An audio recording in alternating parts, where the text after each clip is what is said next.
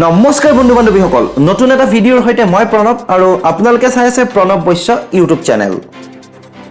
বন্ধু বান্ধৱীসকল অসম চৰকাৰৰ যেহেতু পোষ্ট ওলাইছে অসম সচিবালয়ত আৰু এই পোষ্ট কেইটাৰ নাম হৈছে জুনিয়ৰ এডমিনিষ্ট্ৰেটিভ এছিষ্টেণ্টৰ পোষ্ট 170টা আছে আৰু আপোনালোকে কিমান শিক্ষাগত অৰ্হতা থাকিলে ইয়াত এপ্লাই কৰিব পাৰিব বা আপোনালোকৰ বয়সৰ সময়সীমা কিমান হ'ব এই সকলোবোৰ তথ্য জানিবলৈ ভিডিঅ'টো সম্পূৰ্ণকৈ চাই থাকক আৰু যদি আপোনালোকে এই পৰীক্ষাটো দিব বিচাৰে তেনেহলে এছএছসি নামৰ এই কিতাপখন আপোনালোকে কিনি লওক তেতিয়া আপোনালোকৰ পৰীক্ষাটো দিয়াত সুবিধা হ'ব তো বন্ধু বান্ধৱীসকল Assam secretariat recruitment 2024 170 post of junior administrative assistant মানে 170টা পোষ্ট আছে অসম সেক্ৰেটাৰিয়েটত অসম সচিবালয়ত জুনিয়ৰ এডমিনিষ্ট্ৰেটিভৰ আৰু আপোনালোকে অনলাইন মাধ্যমেৰে ইয়াক এপ্লাই কৰিব লাগিব আৰু 14000 ৰ পৰা 49000 টকা স্যালাৰি হ'ব গ্ৰেড পে থাকিব 8700 টকা পদৰ নাম junior administrative assistant total vacancy আছে 170টা আৰু ইয়াৰে 57টা আনৰিজাৰ্ভ এছটি প্লেন 14টা এছটি হিলছ 12টা এছসি 14টা ওবিসি এমওবিসি 40টা পাৰ্সন উইথ ডিভিজিবিলিটি 14টা ইকোনমিক্যালি উইকাৰ সিলেকশন 19টা ৰিজাৰ্ভেশন ফৰ ওমেন 30% আৰু ৰিজাৰ্ভেশন ফৰ এক্স সাৰ্ভিসমেন 2% আৰু এতিয়া হল বয়সৰ সময়সীমা 18 বছৰৰ কম হ'ব নোৱাৰিব আৰু 38 বছৰৰ বেছি হ'ব নোৱাৰিব 2020 বৰ্ষৰ জানুৱাৰী মাহৰ ভিতৰত আৰু 5 বছৰ এক্সট্ৰা পাব যিসকল এসসি আছে তেওঁলোকে 5 বছৰ এসসি আৰু এসটি সকলে 5 বছৰ এক্সট্ৰা পাব আৰু যিবিলাক ওবিসি আছে তেওঁলোকে 3 বছৰ এক্সট্ৰা পাব আৰু যিবিলাক এক্স সাৰ্ভিসমেন আছে তেওঁলোকে 2 বছৰ এক্সট্ৰা পাব আৰু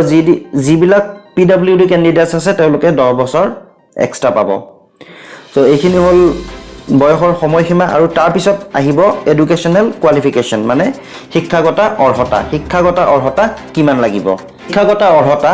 যিকোনো ইনষ্টিটিউটৰ পৰা আপোনালোক গ্ৰেজুৱেট হ'ব লাগিব আৰু আপোনালোকৰ পাৰ্চেন্টেজ 45% থাকিব লাগিব আৰু যিসকল এসটি বা এসসি আছে তেওঁলোকৰ 40% হলেও কথা নাই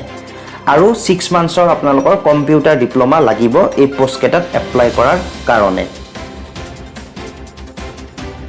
তো আপোনালোকে কেনে ধৰণে সিলেকশন হ'ব যেতিয়া আপোনালোকে এপ্লাই কৰিব তাৰ পিছত যদি আপোনালোকৰ এপ্লিকেশনখন একসেপ্ট কৰে তেতিয়া আপোনালোকে অবজেক্টিভ টাইপ ৰিটেন টেষ্ট হ'ব আৰু district headquarter of Assam on a date of notified letter on আপোনালোকক এটা ডেট দিব আৰু এই ডেটটোৰ মতে আপোনালোকে তাত কেনেকৈ এপ্লাই কৰিব লাগিব বন্ধু বান্ধৱীসকল যিসকল ক্যান্ডিডেটে ইয়াৰ বাবে এপ্লাই কৰিব তেওঁলোকে অনলাইন এপ্লাই কৰিব লাগিব আৰু www.requirements.in ত তেওঁলোকে ইনস্ট্ৰাকশন খিনি ফলো কৰিব লাগিব before applying online candidates are advised to carefully go through the instruction provide in the above website candidates are required to upload তেওঁলোকে কি আপলোড কৰিব লাগিব এ লেটেষ্ট পাসপোৰ্ট সাইজ ফটোগ্ৰাফছ তেওঁলোকে নতুনকৈ একেবাৰে ৰিসেন্টলি উঠা পাসপোৰ্ট সাইজৰ ফটো এখন তেওঁলোকে আপলোড কৰিব লাগিব admit card certificate of HSLC examination মানে মেট্ৰিকৰ এডমিট কাৰ্ড আৰু সাৰ্টিফিকেটখন তেওঁলোকে তাত দিব লাগিব এপ্লাই কৰাতে আৰু লাগিব গ্ৰেজুৱেচনৰ যিখন সাৰ্টিফিকেট সেই গ্ৰেজুৱেচনৰ সাৰ্টিফিকেটখনো তেওঁলোকে দিব লাগিব আৰু বন্ধু বান্ধৱীসকল এতিয়া আহো লাষ্ট ডেটলৈ আৰু আৰম্ভণি ডেটলৈ মানে অহা 31 জুলাইৰ পৰা আৰম্ভ হ'ব ইয়াৰ অনলাইন প্ৰক্ৰিয়া আৰু শেষ হ'ব অহা 31 আগষ্টত গতিকে যিসকল ক্যান্ডিডেটছে যিসকল বন্ধু বান্ধৱী ইয়াৰ বাবে এপ্লাই কৰিব বিচাৰে তেওঁলোকে এই পোষ্ট কেটাৰ বাবে এপ্লাই কৰিব পাৰে তো বন্ধু বান্ধৱীসকল আজিৰ এই ভিডিঅটো ইমানে আছিল যদি ভিডিঅটো ভাল পালে তেনেহলে বন্ধু বান্ধৱীৰ লগত শেয়াৰ কৰি দিয়ক আৰু যদি কোনোবাই নতুনকৈ মোৰ চেনেলটো চাই আছে তেনেহলে প্লিজ চেনেলটো সাবস্ক্ৰাইব কৰি ওচৰতে থকা টিলিংটো বজাই দিবলৈ একেবাৰে নাপাহৰিব তো বন্ধু বান্ধৱীসকল আজি ভিডিঅটো ইমানে আছিল জয় আই অসম